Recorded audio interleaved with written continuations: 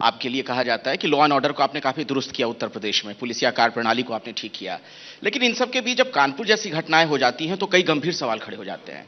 क्यों ऐसा हो जाता है? देखिए, घटना दुखद है, उसके लिए हमारी एक एसआईटी काम कर रही है। हमने मजिस्ट्रियल जांच के भी आदेश दिए हैं। पूरी रिपोर्ट, जब ये सब चीज जांच की प्रक्रिया के हिस्से हैं तो पूरी रिपोर्ट का इंतजार एक बार हमें करना चाहिए। एक संवेदनशील मामला है और इस मामले में जो दूध का दूध होगा, दूध का दूध, पानी का पानी, बहुत साफ पारदर्शी तरीके से सबके सामने रखें। लेकिन अखिलेश यादव तो कह रहे हैं कि दरअसल ब्राह्मणों को प्रताड़ित किया जा रहा है आपके राज्य में। तो अच्छी बात है, तो उन्होंने अपने संस्कारों को प्रदर्शित किया ही जब रामचरितमानस की प्रतियां फाड़ी हैं। उन्होंने बताइए, ये लोग उपदेश देंगे इसके बारे में।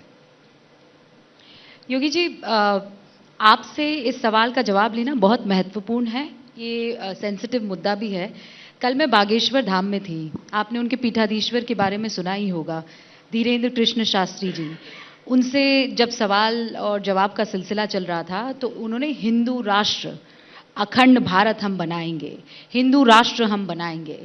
योगी आदित्यनाथ, जो कि सरकार का अहम चेहरा है, हिंदू राष्ट्र को लेकर आपकी क्या टिप्पणी है? और आप इनको दो भागों में भी कर सकते हैं, एक सरकार के मुखिया होने के नाते भी और एक महंत होने के नाते भी, लेकिन दोनों जवाब दीजिएगा योगी जी।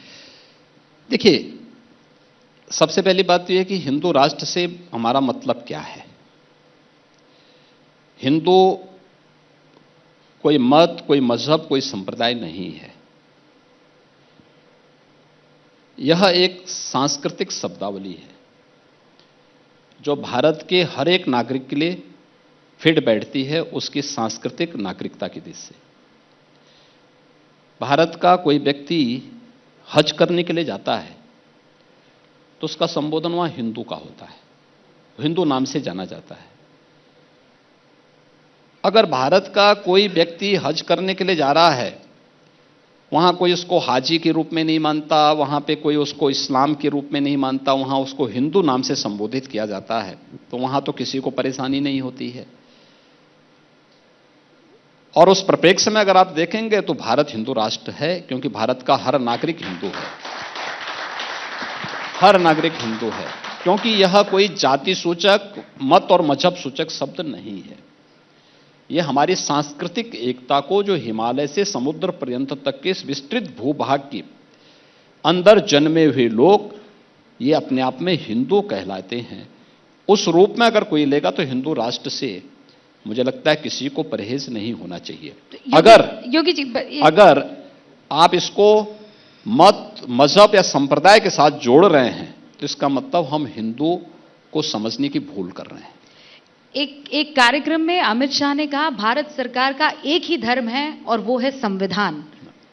हिंदू राष्ट्र के सवाल पर उन्होंने ये जवाब दिया। मैंने कहा ना कि अगर हिंदू को आप मत और मजहब के साथ जोड़ रहे हैं तो हम हिंदू को समझने की भूल कर रहे हैं। हमें दोनों चीजें बहुत स्पष्ट करनी होंगी। और जहां तक संविधान की बात है तो संविधान के प्रति तो हर भारतीय के मन में सर्वोच्च सम्मान का भाव होना चाहिए, क्योंकि वही हमारा मार्गदर्शक है। तो हमेशा से हिंदू राष्ट्र था, आप ये मान रहे हैं, तो फिर उसे बनाने की जद्दोजहद और कवायद क्यों? भारत हिंदू राष्ट्र था, है और वर्तमान में भी रहेगा, आगे भी रहेगा। क्या मजबूरी है मेरी, बताइए। मैं अभी आपको बताती हूँ कि मैंने ओए होए होए होए, नमकीन के चटकारे लेते हुए टकटकी मार के डिबेट शो को पॉज रिपीट कर करके देख रहे हैं जोगिंदर जी। इनकी तरह आप भी देखें अपनी फेवरेट डिबेट्स को रिपीट कर और डाउनलोड कीजिए एबीपी लाइव ऐप अपने स्मार्ट टीवी पर।